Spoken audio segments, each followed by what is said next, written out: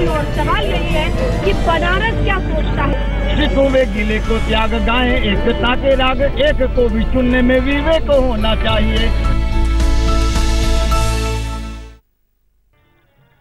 मुंशी प्रेमचंद से बिस्मिल्लाह खान तक फैला हुआ बनारस, गंगा की लहरों पर 80 घाट से दशाश्वमेध तक फैला हुआ बनारस।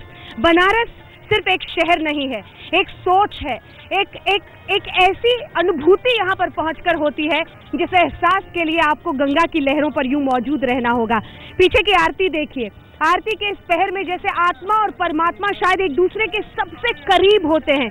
एक ऐसा अनुभव है जिसे महसूस करने के लिए आपको बनारस की धरती पर गंगा की लहरों पर पहुंचना पड़ेगा।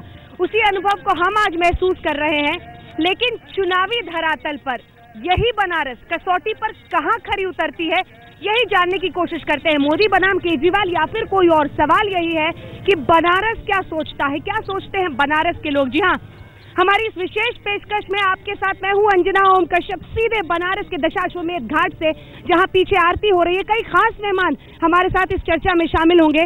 सबसे पहले आपका परिचय उनसे करा देते हैं। यहाँ शुरू से अगर स्टार्ट करें तो यहाँ पर तनय हमारे साथ है, लेकिन शुरुआत में बद्री विशाल जी के साथ करना चाहती हूँ। बद्री विशाल जी, बैठ जाइए।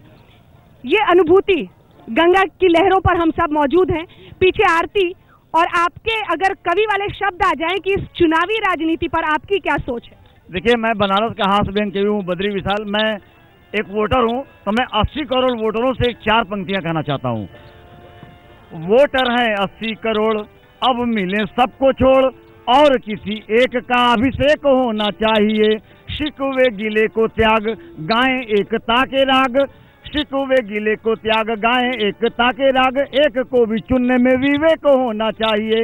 आप कांग्रेस एक हुए घोर दुश्मनी में भी, तो आम आदमी को भी अब एक होना चाहिए।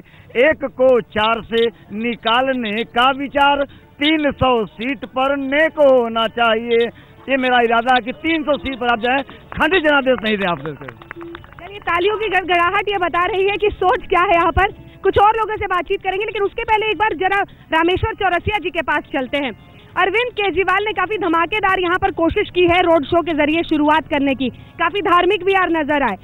कहीं डर तो नहीं रहे आप लोग? देखिए अंजना जी, अरविंद केजरीवाल जी को एक दिल्ली की जनता ने मौका दिया था, वो मौका हाथ से गंवा दिए।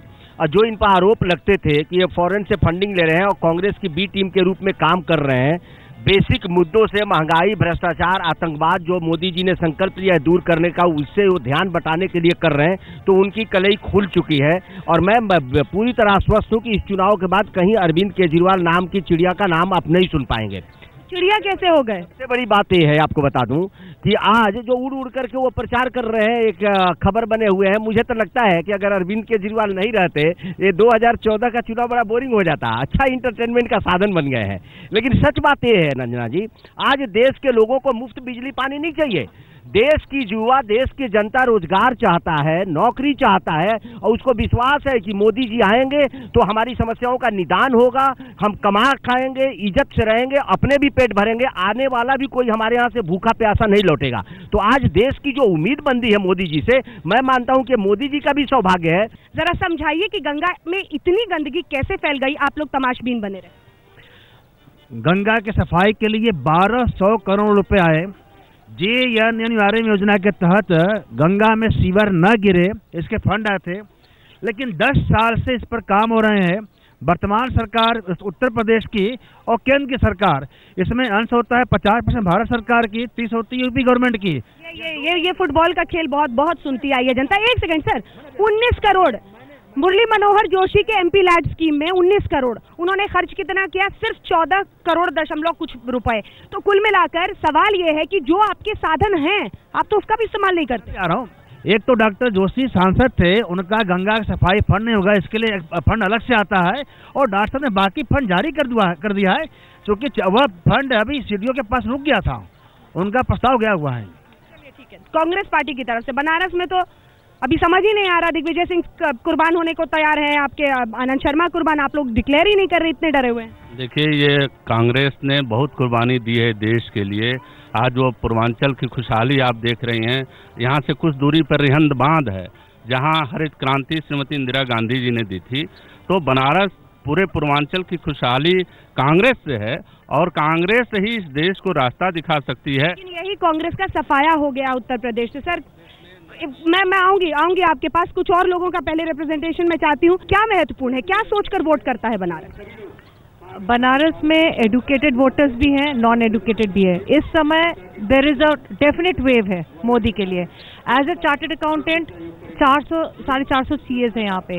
जितने लोग हम लोग मिलते हैं एक ही बात कहते हैं, विकास।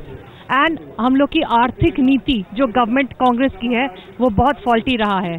तो जो मोदी ने गुजरात में किया, ये विश्वास है, सोच नहीं है, विश्वास है, वो जरूर इंडिया में होगा। डॉक्टर साहब की नब्ज क्या बता रही है? आप जब हाथ धरते हैं बनारस की कलाई पर तो क्या समझ में आता है? पारा कहाँ चढ़ा हुआ है? हम लोग बनारस में काफ़ी सालों से झेल रहे हैं। जो भी सरकारें आई हैं, बनारस की जनता ने बस झेला है। सड़क बढ़िया नहीं, बिजली बढ़िया नहीं, पानी बढ़िया नहीं, लॉ एंड ऑर्डर बढ़िया नहीं, करप्शन, बस झेला है। अब नरेंद्र मोदी जी बनारस से लड़ रहे हैं तो कहते हैं ना कि डूबते को तिनके का सहारा। तो हमें तो तिनका नहीं मिल रहा, खंबा मिल रहा है। तो जनता यहाँ पे तिनका नहीं, अब खंबा मिल गया तो खंबा तो जरूर पकड़ कर रहेगी। बस एक उम्मीद के लिए कि हम लोग कुछ बेहतर जिंदगी जिए। आप कुछ कहना चाह रहे हैं? हाँ बोले। मैडम 25 साल से बीजेपी का राज चल रहा है। जिसकी सरकार उसका सांसद चुना जाएगा तो उसी की सरकार, उसी से विकास होगा। ये संभव नहीं है मोदी चले जाएंगे, आएंगे चले। इससे पहले भी आए थे जोशी जी, क्या हुआ? इसको इसी मुद्दे पर वोट दिया गया कि रहेंगे जीतेंगे। आज यहाँ से चले जाएंगे तो क्या फायदा हुआ इसको जिता के? पर्यटन को लेकर जो होना चाहिए था तनय, क्या वो हुआ है? यहाँ पर कुछ भी कोशिशें हुई हैं क्या सरकारी? नहीं, बहुत ज्यादा सरकारी कोशिशें तो नहीं हुई है। लेकिन एक चीज और मैं उठाना चाहूंगा यहाँ पे। देखिए, हमारे हिंदुस्तान में एक सबसे बड़ी प्रॉब्लम ये है कि हम हीरो वर्शिप करते हैं। हम सोचते हैं कि ऊपर से कोई सुपरमैन आएगा और उसको बना लेगा। आपने पर्यटन की बात की, मैं मानता हूँ कि सरकारी तौर पे बहुत ज्यादा डेवलपमेंट्स नहीं हुए, बहुत ज्यादा एफर्ट्स नहीं लिए गए हैं। लेकिन लोकल सिटीजन ने भी क्या किया? आप इतनी गंदगी फैलाते हो, आप क्या सोचते हो कि दिल्ली से कोई आदमी आके उसको साफ करेगा? आप अपने घर के बाहर कूड़ा फेंकते हो, आप यहाँ पे बेतरीके चीजें फेंकते हो, गंगा में आप जो है गंदगी बहाते हो। तो मेरा ये कहना है कि चाहे मोदी साहब हो चाहे केजरीवाल साहब हो, सबसे पहले बनारस की जनता को बदलना पड़ेगा। केजरीवाल साहब का लेकिन लड़ना यहाँ से सही है?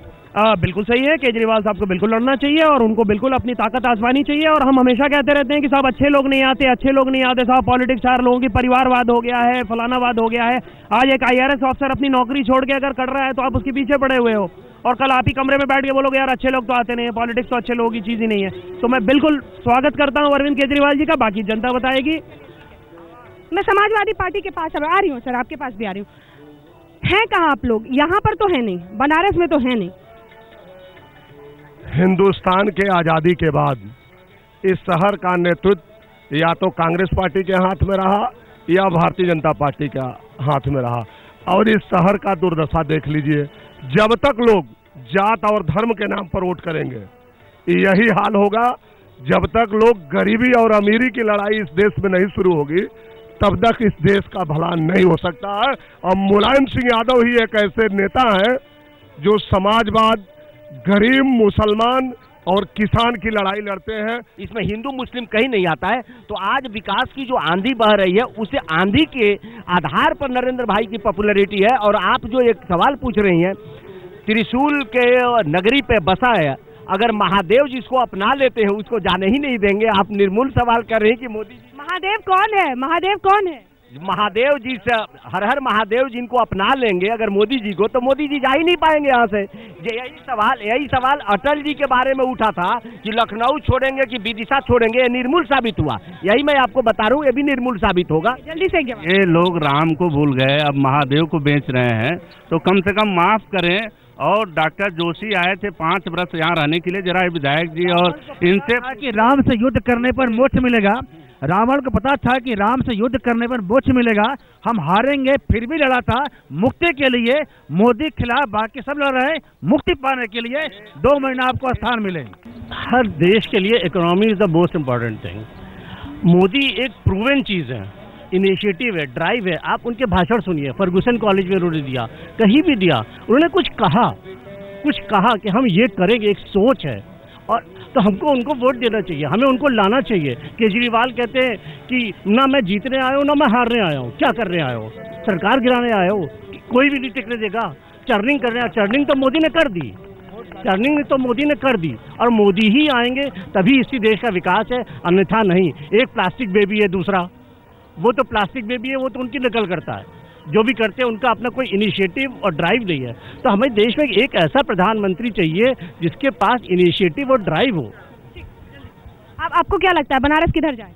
बनारस पूरी पूर्वांचल मोदी के लहर में है और क्या बनारस से मोदी जी जीतेंगे, मगर बिहार और पूर्वांचल सारी जगह से सीट लेकर आएंगे। जैसे गंगा की लहर बह रही है उसी तरह मोदी की लहर बह रही है और बनारस से मोदी के सिवा कोई भी नहीं जीत सकता है। छुए हैं मोदी की लहर को? जी जी। कैसे पता चला, कैसे एहसास? इसलिए कि हम लोग छूने में कैसे लगती है वो लहर? हम लोग को तो महसूस होता है, छूने में नहीं महसूस होता है। महसूस कर रहे हैं? अच्छा ठीक है, इधर भी तमाम लोग। आप सबसे मैं चाहती हूँ जल्दी जल्दी अपना अपना रिएक्शन दीजिए इस लड़ाई को और बनारस की जंग को कैसे? बनारस की जंग में है कि बनारस शहर में बीजेपी के 3 विधायक हैं, सांसद भी रहे मुरली मनोहर जोशी जी, कोई विकास नहीं हुआ। अब आप बताइएगा, आप दोनों बताइए। सामने रविंद्र जायसवाल जी उत्तरी विधानसभा के विधायक हैं, तो क्या हुआ विधानसभा में उनके विधायक? न रोड है चलने के लिए, न पैदल चलने के लिए, बरसात में सीवर की समस्या होती है, गंदगी ऊपर सीवर के ऊपर बहते हैं। सामने रविंद्र जायसवाल जी उत्तरी विधानसभा के विधायक हैं, तो क्या हुआ विधानसभा में उनके विधायक? न रोड है चलने के लिए, न पैदल चलने के लिए, बरसात में सीवर की समस्या होती है। आज वडोदरा या गुजरात से अगर आकर के बनारस में चुनाव लड़ रहे हैं मोदी जी, तो वो क्यों सुरक्षित मान करके लड़ रहे हैं कि हम यहाँ से जीतेंगे तो हम एमपी भी प्रभाव करेंगे, हम राजस्थान भी प्रभाव करेंगे, और हम बिहार को प्रभावित करेंगे। अगर इतनी ही बात करते विकास की, तो पिछले 15 सालों से जो रणनीति भाजपा की दिख रही है वो क्यों नहीं दिख रही चीजों पे? मोदी जी का जो सवाल आ रहा है कि सुरक्षित सीट को मान के ये लड़ रहे हैं, ये एक धार्मिक नगरी है और मोदी जी का शुरू से इच्छा था कि मैं एक धार्मिक नगरी से लड़कर सांसद बनकर प्रधानमंत्री बनूं, और इस पे अन्य पार्टियां बड़ी यही मेरा सवाल है जो जिस पर वो खुद ही आ गए भाई साहब। हिंदुत्व का चेहरा फिर से सामने आ जाए, भाषण में आप कहिए कि शौचालय महत्वपूर्ण है देवालय से, और जब चुनाव लड़ने की बारी आए तो आप एक ऐसा नगर चुनिए जिससे आप हिंदू हृदय सम्राट बन सके। देखिए, हिंदू होने के नाते अपने धर्म की रक्षा करना हमारा कर्तव्य है, ये अलग बात है, लेकिन और एक नेता होने के नाते दूसरे धर्मों की रक्षा आपका कर्तव्य है कि नहीं?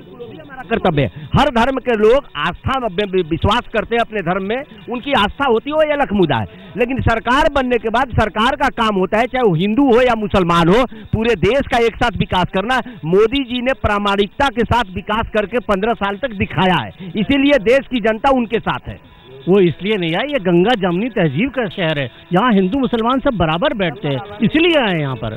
बनारस में गंगा पर हम मौजूद हैं, पीछे आपको आरती भी दिखा रहे हैं, और इसी आरती की तस्वीरों के साथ अपनी इस विशेष पेशकश में आपको छोड़े जाते हैं, ताकि हमारे साथ आप भी इस एहसास को अपने अंदर समेट लीजिए। अंजना ओम कश्यप, बनारस आज तक।